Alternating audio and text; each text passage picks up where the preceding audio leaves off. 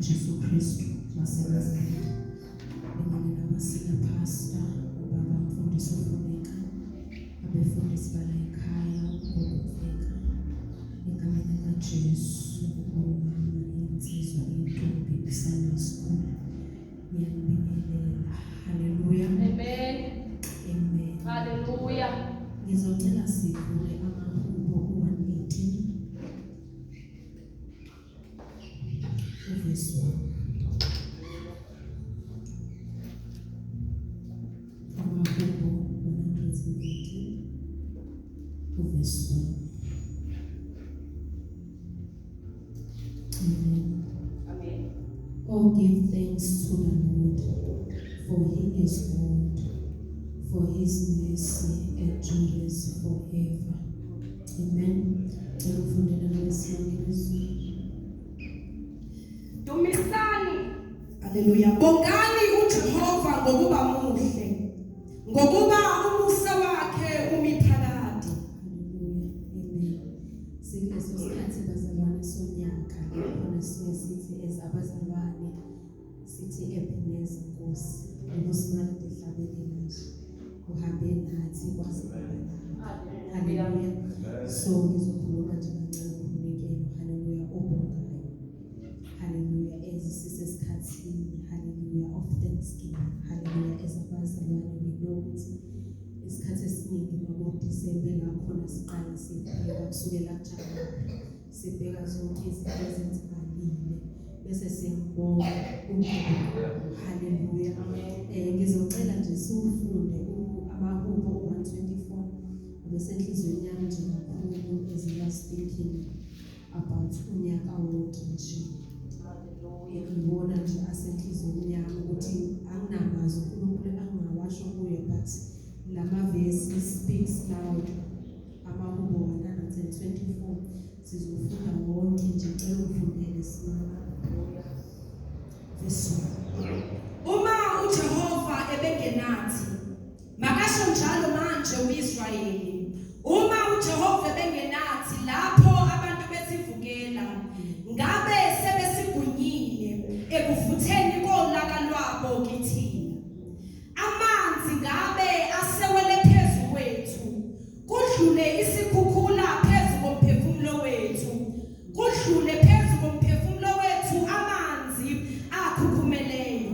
Makabongwe uJehova, ongasinikelanga ukuba sibe yimpango yamazinyo abo. Umphefumulo wethu uphunyukile njengenyoni ogibeni lwabaquphi. Ugibe lwaphukile thina saphunyuka. Usizo lwethu lusegameni likaJehova, owenza izulu nomhlaba. Hayi bazalwane. Nyayizwa indaba. 2023 has not been an easy year at all. Bengazi unyaka omudla. But isandla sikaNkulunkulu has kept us. Uthi ngisho kuthiwa asinalo lutho, but isandla sikaNkulunkulu sisigcinile. Hallelujah. 2023 sifika ngapha, ufike ngapha uthi usababazana hayi bo. It has not been an easy year, but God has kept us. Bengasiwo umusa wakhe, abantu ngabe basigumile, amanzi amaningi basigumile, ngabe sebeyimpango yamazinyo abo. If it was not for the Lord. Hallelujah. So ngifuna senze kulowo mnikelo obongayo uNkulunkulu. Hallelujah. Lithize kaNkulunkulu lapha kumaHebrews chapter 7. Khumbula kahle ivesi, but lithi la emhlabeni abantu who receives tithing, who receives offering, but ngokwelinye icala it is God who receives our offerings. Hallelujah. It may look like, or it may seem like sinikela umuntu, give to man, but ngelikamoya sinikela kuye uNkulunkulu. Hallelujah. Amen. Yes, bazalwane, we cannot give to God directly. Hallelujah. But through serving abanye abantu senza umnikelo kuNkulunkulu. Hallelujah. There is how we give to God. Hallelujah. Ukuthi sinakekelana, uma sinakekelana. Hallelujah. Kufana nokuthi senza kuyo inkosi. Hallelujah. When we give iminikelo yethu lethu la e-altara. It is God who receives it, ibe yiphunga elimnandi kuye. Hallelujah. When we give to our pastors, hallelujah, they may receive it, but uNkulunkulu naye uyayamkela. Hallelujah. Hallelujah. Bese eyavuza. Hallelujah. Amen.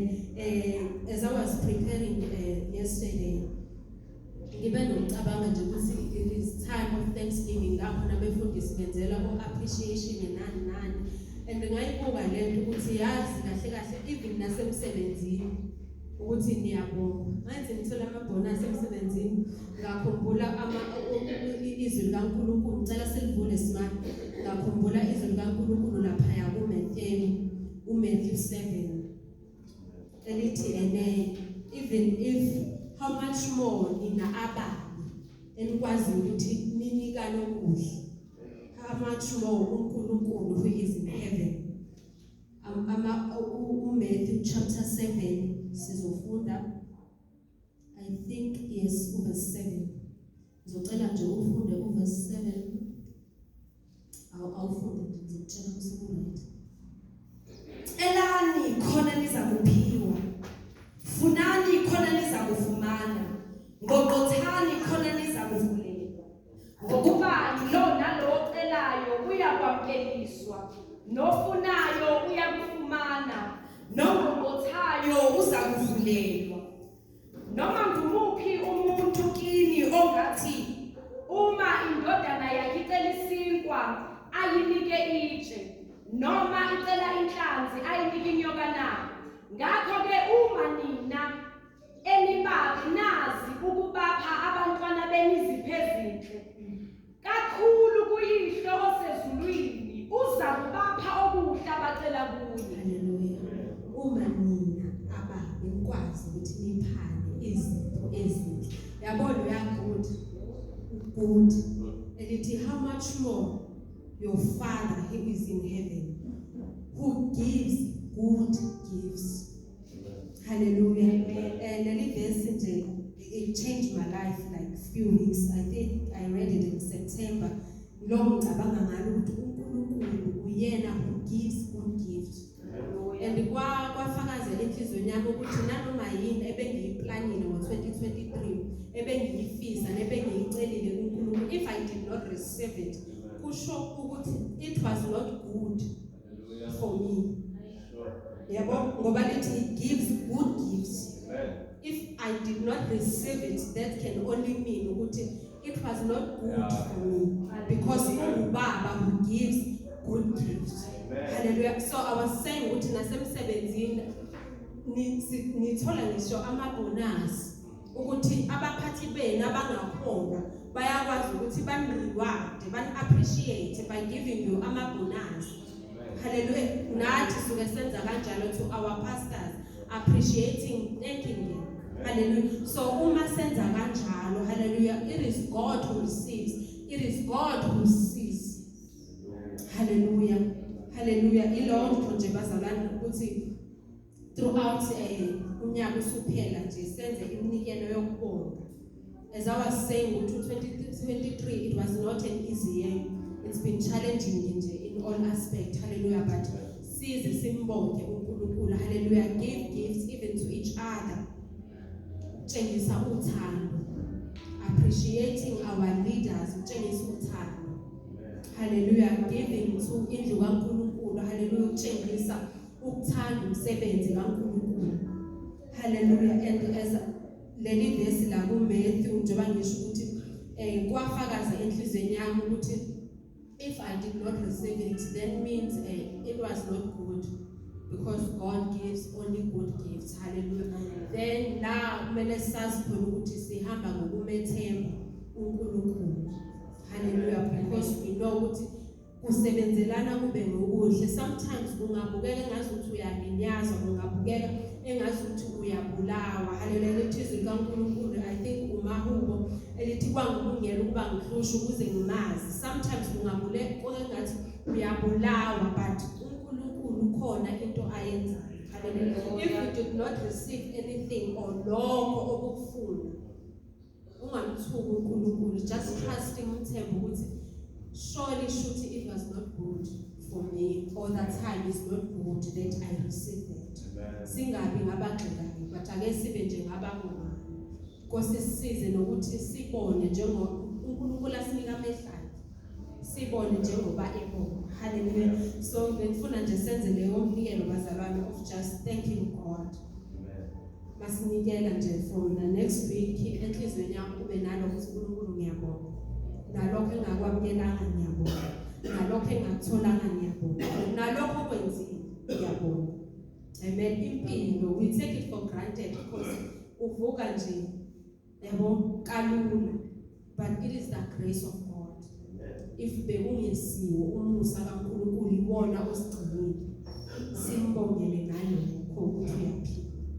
Hallelujah. Abantu bayafa left right and center, abantu baba seyingozi. Uligibela kanjani transport? Uyisebenzisa kanjani transportation, but yes ukuthi kube nengozi, but hayiwe ngisho useke waba sengozini ukhona usaphila. Hallelujah. So ngifuna sibe nalowo mqondo nje unyaka usuphela ukuthi yonke ukunikele senza ake sibonge singabe sisacela. Amen. Singabe nje sisacela kuze kube next year. Hallelujah. Une pleasure yenza endlini uNkosi ngale mali ngiyabonga ukuthi ukuthi hallelujah then uze